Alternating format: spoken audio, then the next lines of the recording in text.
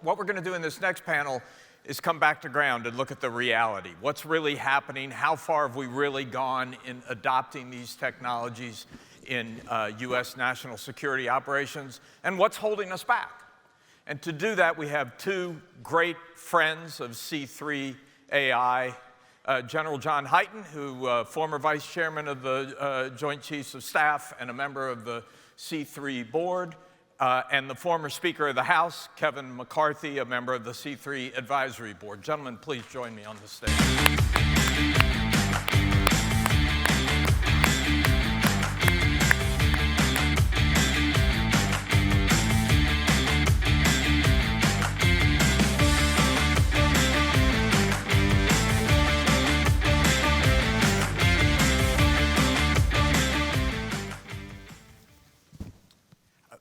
Thank you both for taking the time to do this. It's great to have you here. You understand this issue all too well. When Condi Rice was on the stage yesterday, we talked about the Vladimir Putin quote saying, "Whoever controls AI will rule the world."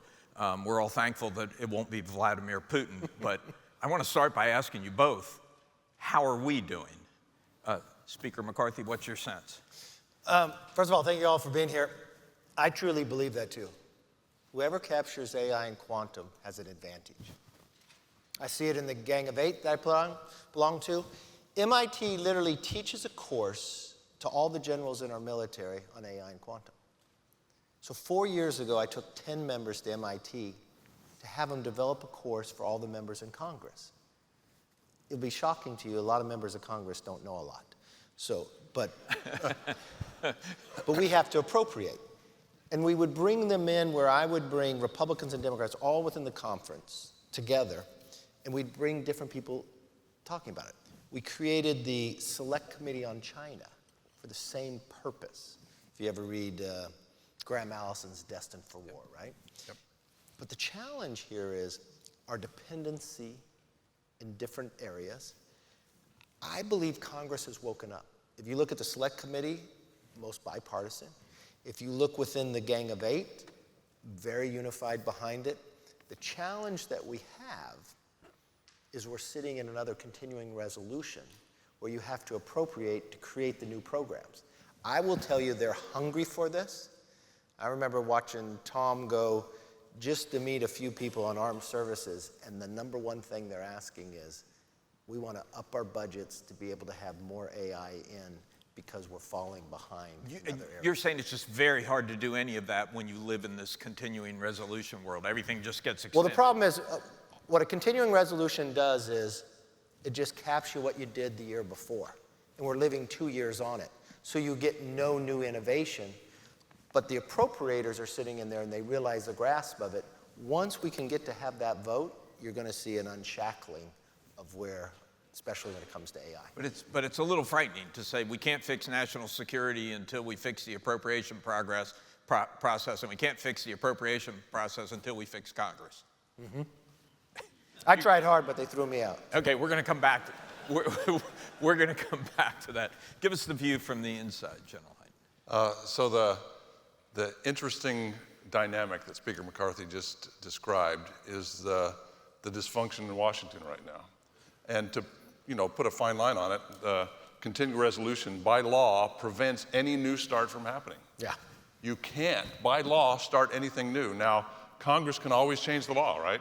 Congress, we can go back to Congress and say, this is really important, we got to take money, and Congress will come back and say, okay, you're authorized to start the new program, knock yourself out. Oh, by the way, you have to take money from something else in order to start the new program, because we can't figure it out, and we got to take money from last year's, and it usually comes from operations and maintenance, because that's the only place we can get real-time money this year. So as we execute that, we're taking away our operational readiness to try to start something new so it just puts us in a horrible place. Congress's first job in the Constitution is to raise the Army and the Navies of the military. Their job is to pass the budget. We have to have a budget. If we had a budget on time, the amazing part is that we would be way more efficient in executing the problem. But then you transition into the Pentagon. And we transition into the Pentagon, now we are part of the problem. And the Pentagon believe it or not, is as dysfunctional as Congress.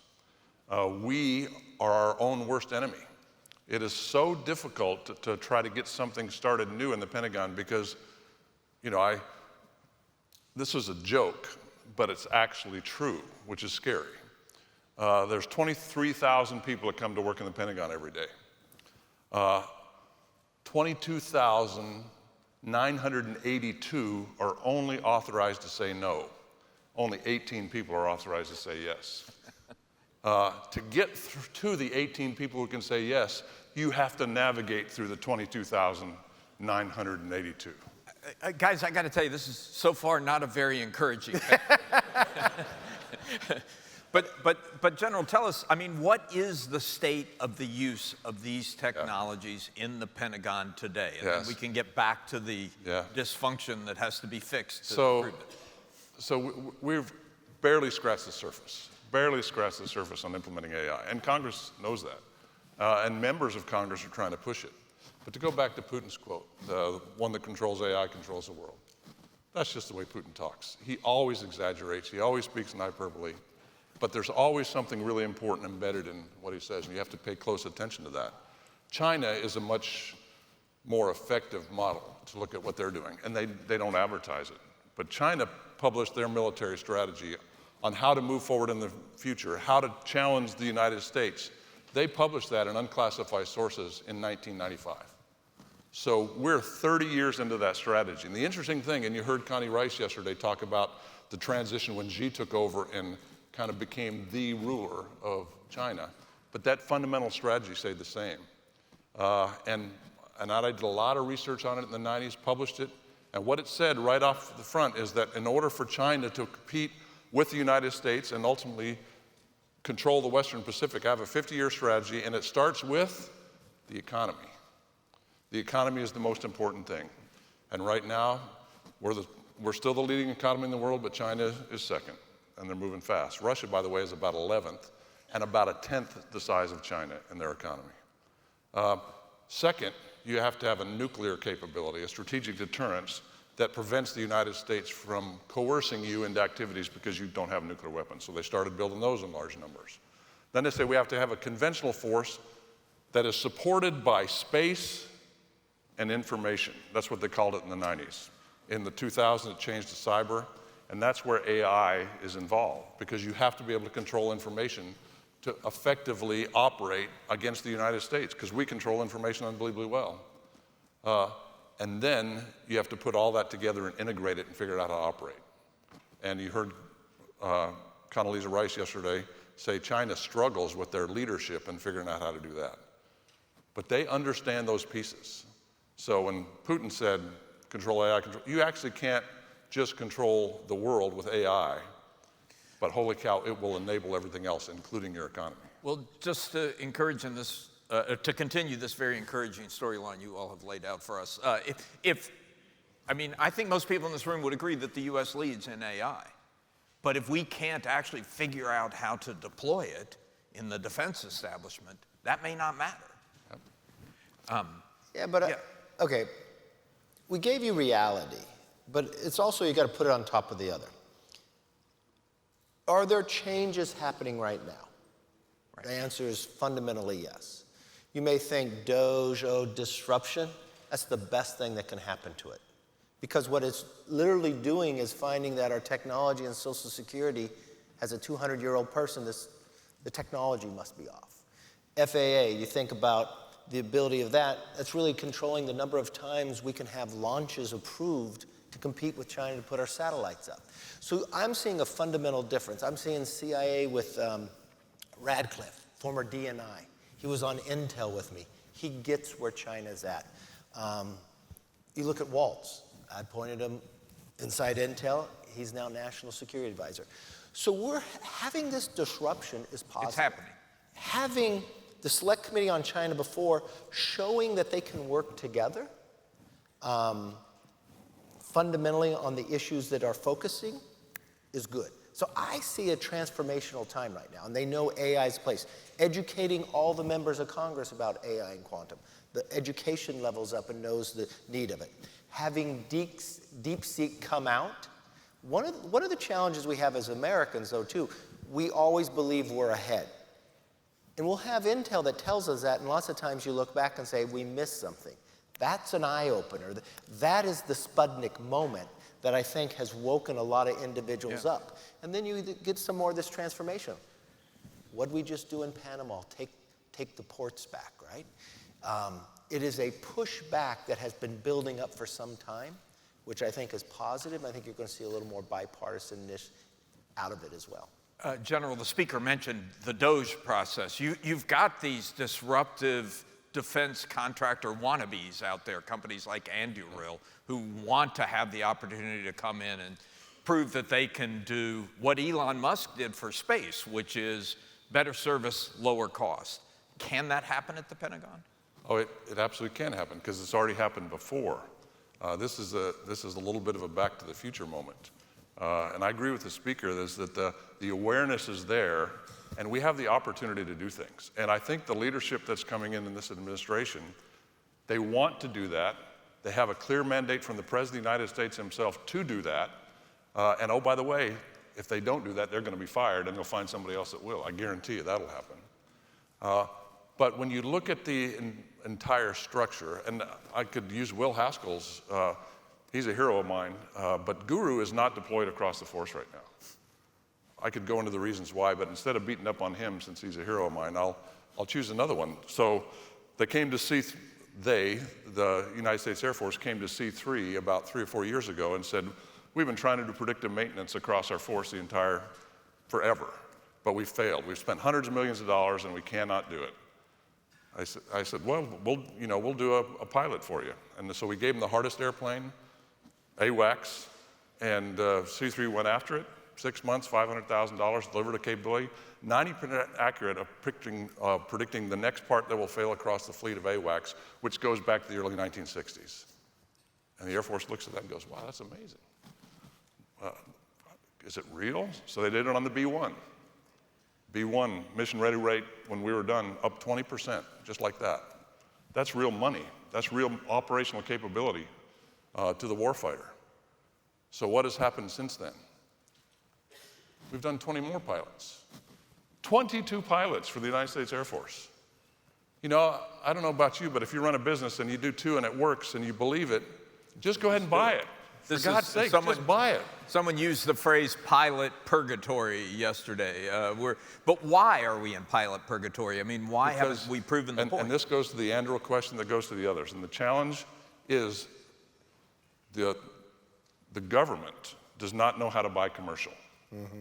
What we do know how to do, and what is happening, which is a good thing, is we're taking non-traditional providers, not the Lockheeds, not the Raytheons, and we're enabling them to provide capability, but within the old process. So we don't understand commercial. A commercial company by nature has already competed because they wouldn't be in the marketplace, they didn't compete. We have to figure out how to go buy that, and go buy that straight ahead. And oh, by the way, we can do that because I'll give you a real example. So 1958, a general named Bernard Schriever in the Air Force was given the job by President Eisenhower to build a 3-stage solid rocket ICBM with a nuclear weapon on top that could reach Russia in 30 minutes and deploy it across the United States. 1958. Solid rocket motors didn't exist. Inertial navigation system didn't exist. By 1964, 800 3-stage solid rocket Minuteman missiles with nuclear weapons on top are deployed in 800 holes across the middle of America with 500 miles of copper, 5,000 miles of copper wire connecting everything to a command and control system. And none of that existed in 1958. And today we're building a Sentinel ICBM, and oh, by the way, the total cost of that was $2 billion, $20 billion in current year money. We're now building 400 ICBMs, trying to hook it into the current command and control system. It's a 20-year program on $100 and maybe $200 billion. So what's the difference? Well, there's 100 committees in the Pentagon that are responsible for the program now. What was the difference in 1958?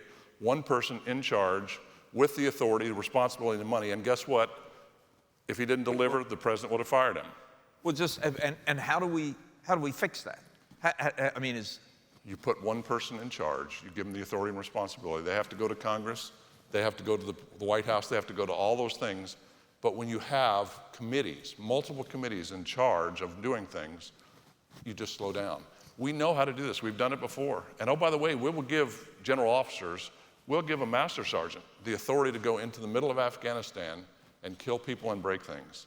But we won't give a four-star general the authority to buy anything. Speaker, it's not, I just want to stay with that for a second before. It's not just multiple committees in the Pentagon, obviously. It's multiple committees in Congress. I mean, I had a former Secretary of Defense tell me one time that there are $200 billion wasted a year because of congressional mandates. They say, you got to keep building this system in my district, whatever else you do.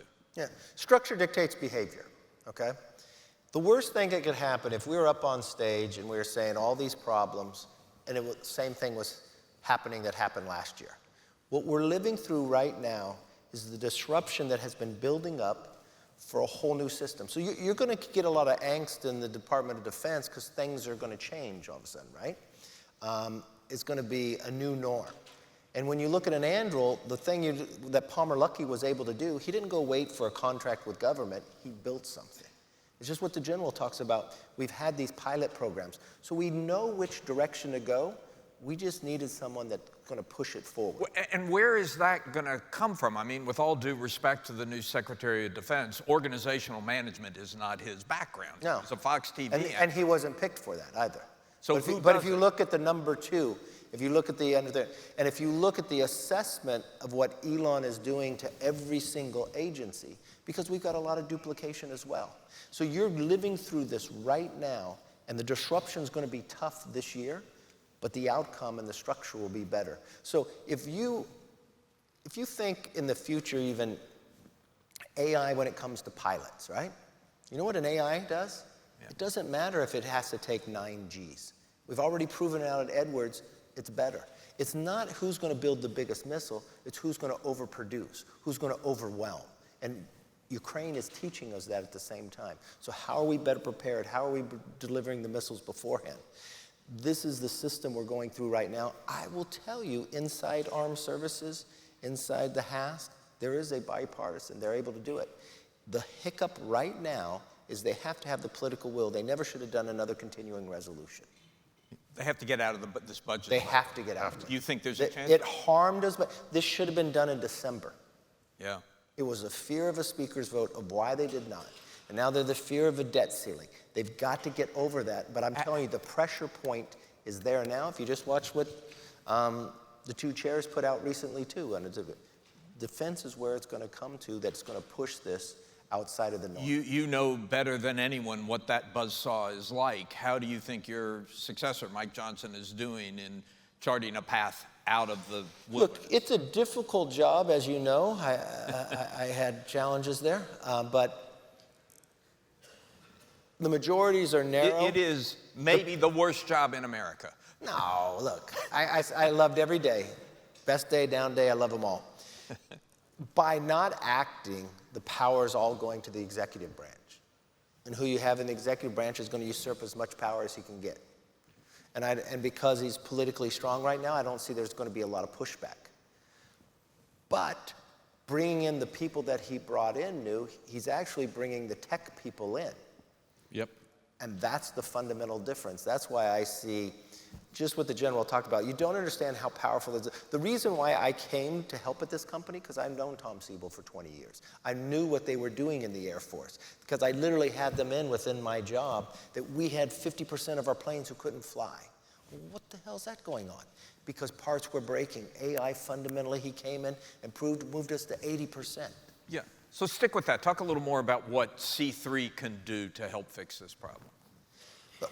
When I left, I made a fundamental decision. I was going to have to work with people I liked. When I was in there, I had to work with people somebody else decided I had to work with. So I picked on issues that I cared about, okay? I think whoever captures AI is going to make it happen. I worked with a lot of AI companies. I watched what C3 AI was doing in our military, which was fundamentally important to me. Then I watched what they could actually do in government.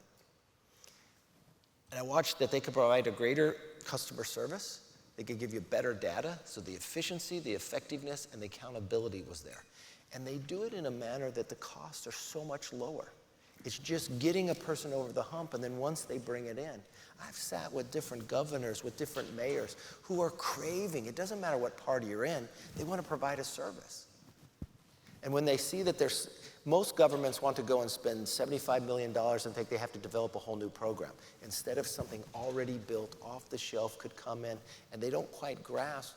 When you just watch the guru there, think about if you did that when it came to policing and you picked everybody up. Yeah. You take away lawsuits because police officers, she or he, are human, but you also provide greater service and greater security that you're taking the bad people off.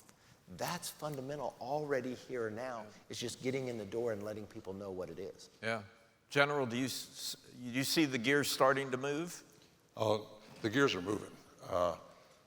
You know, it's funny when you come up on your last days of service, you kind of start thinking differently. So in late 2021, as I was getting ready to retire, one of the last things I had to do is take the Joint Requirements Oversight Council, the JROC, which is the vice chiefs of all the services, the senior four-star leadership, and traditionally we travel around and visit all the combatant commands.